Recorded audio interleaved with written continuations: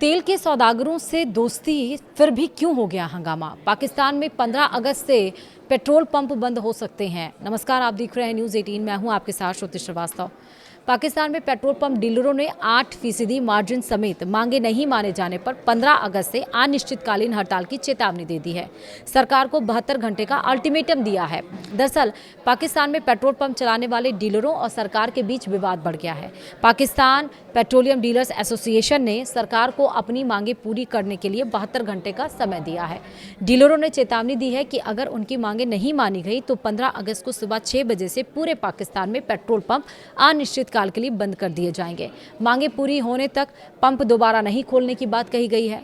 वहीं petrol pump dealer association के chairman Malik खुदा बख्श ने वरिष्ठ पदाधिकारियों के साथ प्रेस कॉन्फ्रेंस में कहा कि डीलरों के लिए मौजूदा हालात में कारोबार चलाना मुश्किल हो गया है। देश भर के डीलरों की बैठक के बाद एसोसिएशन ने पेट्रोल की खुदरा बिक्री पर अपना मार्जिन बढ़ाकर 8% करने की मांग की है। उनके मुताबिक एसोसिएशन के 14,000 से ज्यादा सदस्य अब कार्रवाई के लिए दबाव बना रहे हैं। वहीं आपको बता दें कि पीपीडीए यानी कि वही पेट्रोल पंप डीलर एसोसिएशन के चेयरमैन ने 7 अगस्त को पेट्रोलियम मंत्री अली परवेज मलिक को डीलरों की समस्या की जानकारी दी थी। उन्होंने याद दिलाया कि इससे पहले भी डीलर देश भर में हड़ताल करने की तैयारी कर रहे थे। उस समय पेट्रोलियम मंत्री ने उनसे हड़ताल टालने को कहा था और भरोसा दिया था कि 2 हफ्तों के अंदर उनकी समस्याओं की समीक्षा कर समाधान निकाला जाएगा। डीलरों का कहना है कि अब तक उनकी समस्याओं का समाधान नहीं हुआ और इसी वजह से उन्होंने सरकार को 72 घंटे का अल्टीमेटम दिया है। डीलरों की सबसे बड़ी शिकायत पाकिस्तान की डेली प्राइस मैकेनिज्म व्यवस्था को लेकर है और इस व्यवस्था में पेट्रोल की कीमतों में बार बदलाव होता है। पीपीडीए का कहना है कि इससे पेट्रोल पंप मालिकों को अपने पुराने स्टॉक पर नुकसान उठाना पड़ता है। डीलरों के मुताबिक इससे उनकी वर्किंग कैपिटल यानी कि कारोबार चलाने के लिए उपलब्ध पैसा भी कम हो रहा है। दूसरी तरफ महंगाई बढ़ने से पेट्रोल पंप चलाने का खर्चा भी बढ़ गया है। बिजली और गैस के बिल, कर्मचारियों की सैलरी और दूसरे खर्चों का बोझ बढ़ गया है।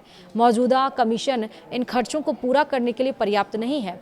पेट्रोल पंप डीलर एसोसिएशन ने कंपनी एलोकेशन पॉलिसी पर भी सवाल उठाए हैं। एसोसिएशन की एग्जीक्यूटिव कमेटी ने इसे भेदभावपूर्ण बताया है। डीलरों का कहना है कि यह नीति उनके कारोबारी हितों के खिलाफ है।